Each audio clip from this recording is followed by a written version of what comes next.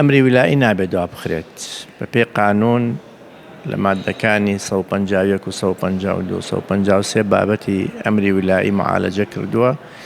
دەبێت ئەو ڕۆژەی کە داوا پێشکەشەکرێ بۆ ئەمرێکی ویلایی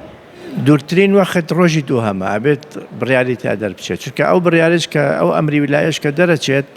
ئەکرێت تەزەلومی لێ بکرێت دواتر قەراری قابلی تەمیزیش ئەوەی کە لە تەزەلومەکە دەرەچێت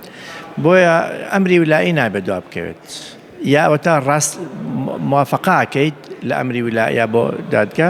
یا ئەتوانێت ڕەفزی بکات لەو دوو حاڵەتەیەکیان نییە بەس تاخیرکردن و تاجیلکردن نابێت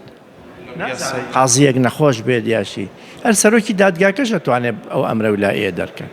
واتە بەبێ نیسابی یاسایی نسابی یاسایی نایە چکە ئەو ئەمرە ویلایە ئەمر لەسەر عریزەیە